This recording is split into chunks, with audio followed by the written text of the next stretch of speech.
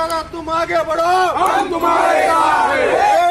एक मराठा, लाख मराठा, लाख मराठा, एक मराठा, तुमचं आमचं नातं काय? जय जिजाऊ जय शिवराय। रक्षण आमच्या हक्काचं, नाही कुणाच्या बापाचं, रक्षण आमच्या हक्काचं, नाही कुणाच्या बापाचं, तुमचं आमचं नातं काय? जय जिजाऊ जय शिवराय, तुमचं आमचं नातं काय? जय जिजाऊ जय शिवराय। छत्रपती शाहू महाराज की जय।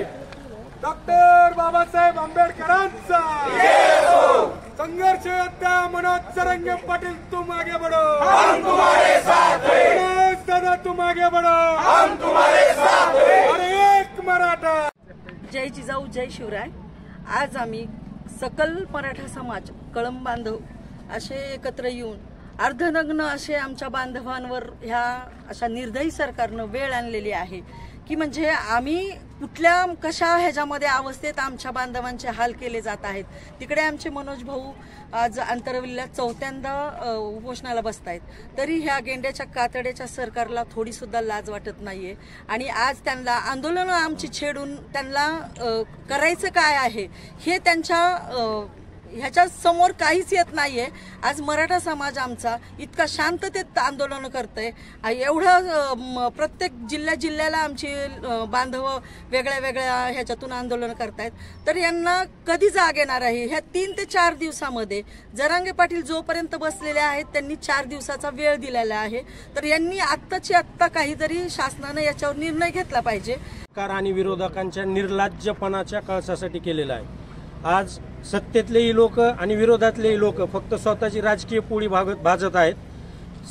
सकल मराठा समाजाच्या वतीनं आम्ही ह्या सगळ्या राजकारणी लोकांचा निषेध करून आम्ही सामान्य जनता म्हणून आम्ही सगळे एकत्र मराठ्यांनी येऊन आज अर्धनग्न आंदोलन इथं करत आहोत। आमची मागणी एकच आहे की सरसकट सगळे सोयरे जेवढ्या कुठल्या मागण्या मनोजदादा जरांगेने मागण्या केलेल्या आहेत त्या त्यांच्या आंदोलनाच्या पार्श्वभूमीवर मान्य करून सकल मराठा समाजाने आत्तापर्यंत केलेल्या शांततेच्या मार्गाने आंदोलनाला सगळ्यांनी प्रतिसाद देऊन आमचे आंदोलन आज थांबवावे एवढीच आमची सरकार आणि विरोधकांना मिळून विनंती आहे। कुणीही ह्याच्यात राजकीय स्वार्थ बघून मराठ्याच्या मागे आम्ही आहोत असं दाखवण्याचा प्रयत्न करू नये, आमची सकल मराठा समाजाच्या वतीने कळकळीची विनंती आहे।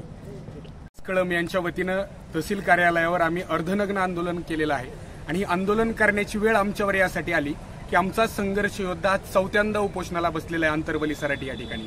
गेल्या कित्येक दिवसांपासून हे उपोषण चालू आहे आणि मला वाटतं की सरकारचा मनोज जरांगे पाटलांच्या जीवाला काही वेगळं व्हावं असा काही प्लॅन आहे का असा प्रश्न आज आमच्या समाजाच्या मनामध्ये पडत आहे। कारण जो माणूस निस्वार्थीपणे आज आमच्या समाजासाठी लढतो आहे, दिवस रात्र कष्ट घेतो आहे, अन्न पाण्याशिवाय उपोषण करतो आहे आणि त्या माणसाला विरोध करण्याचं काम आज महाराष्ट्रातल्या वेगवेगळ्या नेत्यांच्या माध्यमातून करण्यात येत आहे। सरकारला मराठ्यांच्या भवितव्याची चिंता नाही तर आज सरकारला स्वतःचं भवितव्य टिकवण्यासाठी त्यांचे प्रयत्न चालू आहेत। म्हणून जे आमच्या हक्काचं आहे, जे आमच्या समाजाच्या हक्काचं आहे ते आरक्षण आज आम्हाला दिलं जात नाही। सगळे सोयऱ्याचा कायदा लागू केला जात नाही, हैदराबादचं जे गॅझेट आहे ते लागू केलं जात नाही। म्हणून आज आमच्या गोरगरीब मराठा समाज बांधवांवर पुन्हा एकदा उपोषण करण्याची आत्महत्या करण्याची वेळ आलेली आहे आणि मला वाटतं की जरांगे पाटलांच्या जीवाला जर काही बरं वाईट झालं तर मराठा समाजाची जी ताकद आहे ती पुन्हा एकदा जगाला दिसेल आणि मराठा समाजानं आतापर्यंत शांततेत आंदोलनं केली, मात्र उग्र पद्धतीचं आंदोलन काय असतं आणि पेटून उठलेला मराठा काय असतो हे बघण्याची वेळ या सरकारवर येऊ नये असं मला वाटतं। आणि त्यासाठीच आज हा सकल मराठा समाज हा सत्याग्रहाच्या मार्गानं, शांततेच्या मार्गानं आणि संविधानिक पद्धतीनं निवेदन देऊन आम्ही हे अर्धनग्न आंदोलन आमच्या बांधवांच्या वतीनं करत आहोत। खूप मोठ्या संख्येनं मोर्चे झाले, मराठा समाज लाखोंच्या संख्येनं रस्त्यावर आला। मराठ्यांना मुख्यमंत्री महोदयांनी आश्वासन दिलं, गुलाल उधळला, परंतु उधळलेला गुलाल कुठं विरून गेला कळाला नाही।